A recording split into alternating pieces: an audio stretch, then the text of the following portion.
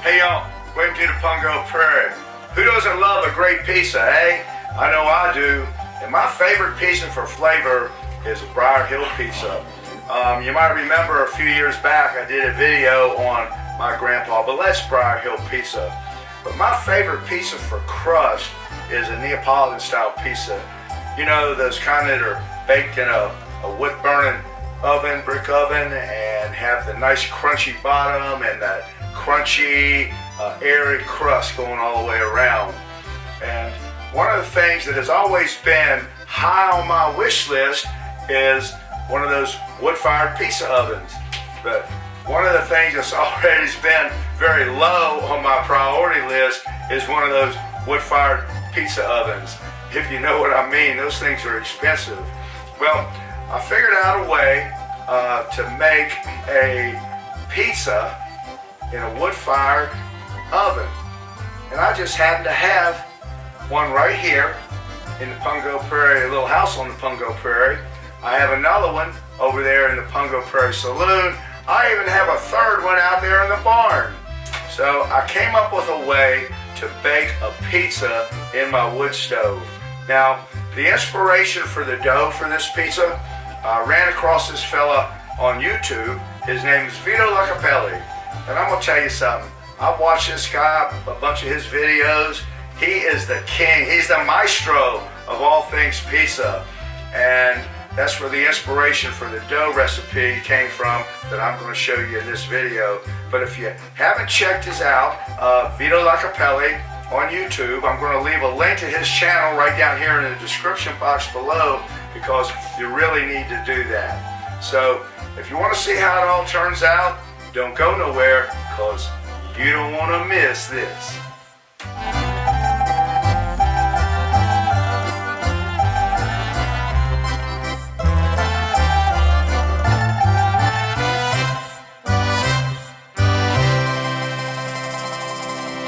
First thing we're going to do is make a polish. A polish is simply a pre-fermented dough. And this is a big secret that Vito Locapelli shares on his channel. It is the foundation of how to build any really great Neapolitan pizza crust. So let's get to making our polish.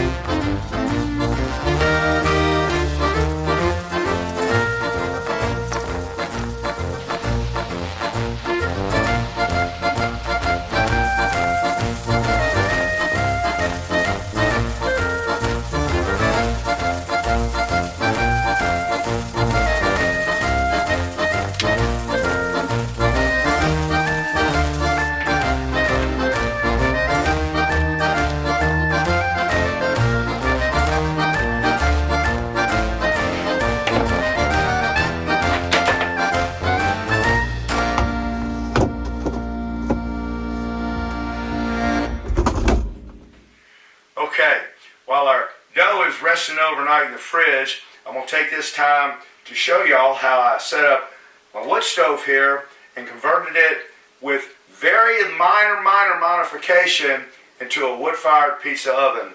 And it's really very simple. So, my little stove here has a firebox depth right here in the center. It's got a little bit of a radius here of 11 7/8, not quite 12 inches. But as it contours in over here, I lose some of that distance and I'm down to 11 1/4 inches. But I do gain 3/8 of an inch.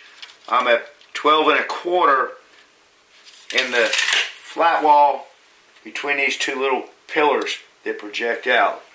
It had these little eagle's heads in here, these little stanchions uprights that keep the logs from rolling out in the floor. So I had to remove this one on this side because it encroached in the space that I needed to set up for my pizza oven.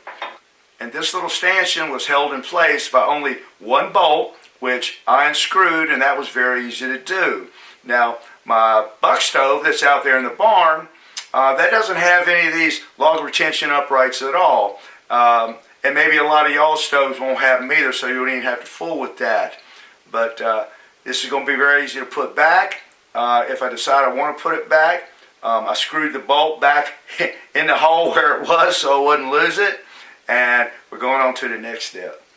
So I decided I wanted to build my fire over here on the right-hand side of the stove, to be on the left-hand side as you're looking at it, and set up my pizza cooking surface right here on this side.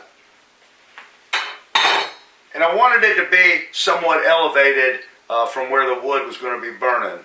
So I had this ham boiler, this old vintage ham boiler. Some of y'all might have seen me cooking hams in it around Christmas time. And there's a rack in there that holds the ham.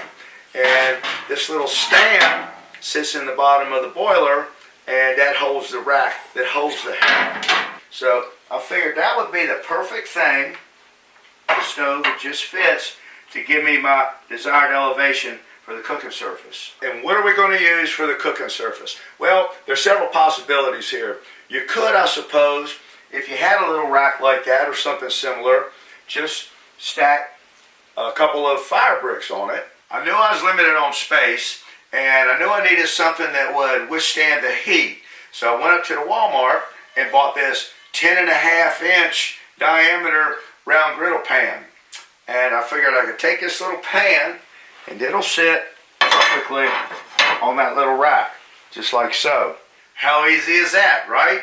Well, after I did a test run, I discovered that the grill pan worked pretty good, but it tended to want to burn the bottom of my pizza before the crust and the rest of the pizza was done.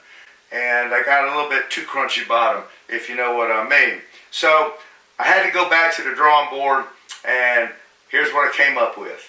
I had this really inexpensive round pizza stone.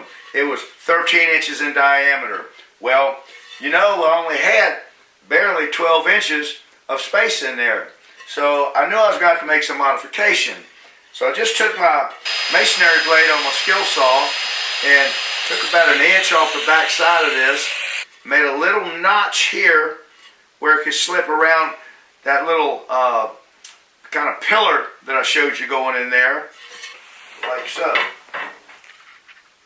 But I got to thinking, I'd like to have a little bit more support across the bottom of that pizza stone. So I went online and I found this really nice heavy-duty grill grate. I mean, this is a heavy-duty one too. This is really going to stand up to the heat inside that stove. And it measures just slightly under 12 inches in diameter. So the grill grate goes right on the little rack, and the pizza stone on the grill grate, and I got just enough clearance to lock down the stove. And we're ready to bake a pizza. But I can hear some of y'all already. Hey Dixon, I don't have a hand boiler. I don't have a little rack like that. Hey, I got you covered too.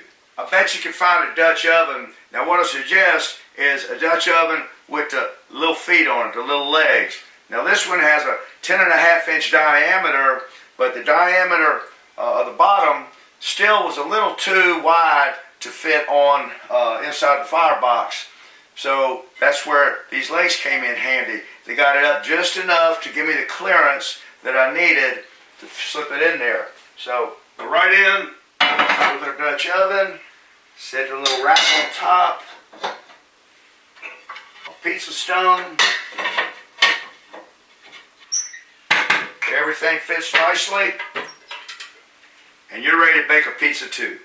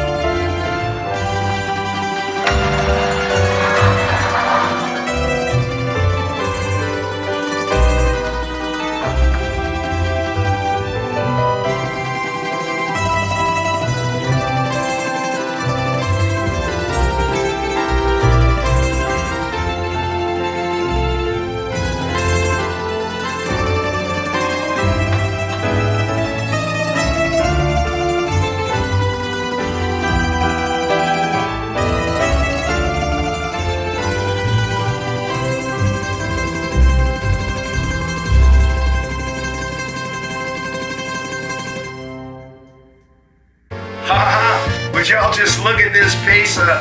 Oh my goodness, look at this crust. Those nice bubbles, those air pockets, and nice crunchy bottom.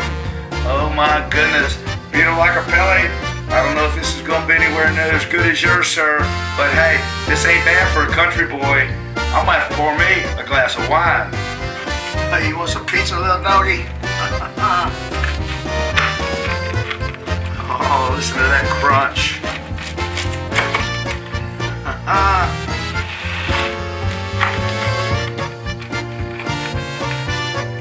Look at that nice air pocket there.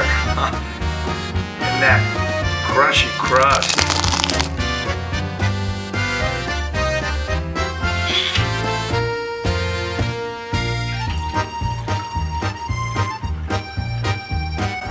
Dear Lord, thank you for this pizza and all the fun that we had making it.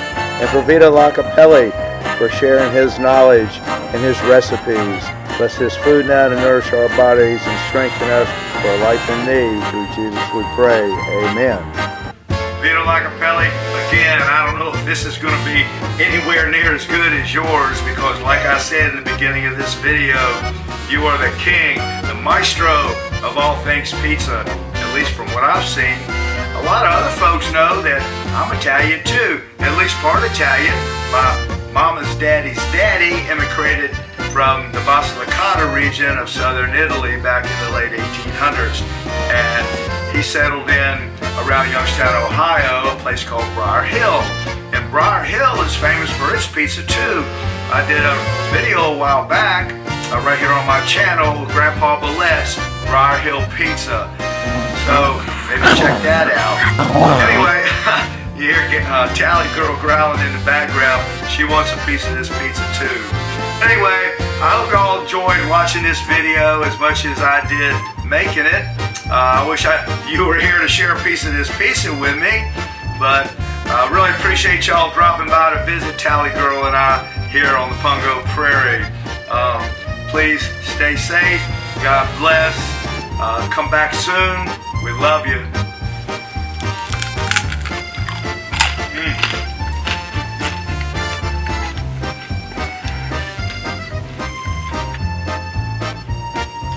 That's what I'm talking about.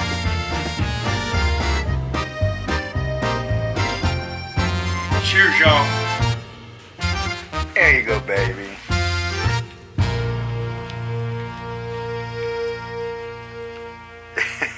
You like that pizza? Yeah, that's good pizza. You know, as I was putting the finishing touches on this video, it occurred to me, one of the things that I really love about YouTube is the people that you get to meet. Like all of y'all, my viewers. So many of you, I've gotten to meet in person. The rest of you so far, just by virtual reality. And as an added bonus, the creators that have their own channels that I draw inspiration from for the way I do things right here on the Pungo Prairie. And I want to share some of these other creators with you now. Like my dear sweet friend Alone, who lives alone in remote Alaska. That's the name of her channel. With her trusty, faithful companion, Kenai. Alone moved up, found a piece of land with a cabin on it in a remote area of Alaska. She moved from Colorado, and she is just a wealth of knowledge on her channel for anyone that might be considering moving to Alaska. Alone cooks up some delicious recipes. She's funny. Some of the skits she puts on. I really love her fashion, the clothes she wears. And like I said, she is a true modern day pioneer woman. So you want to be sure and check out Alone in Remote Alaska.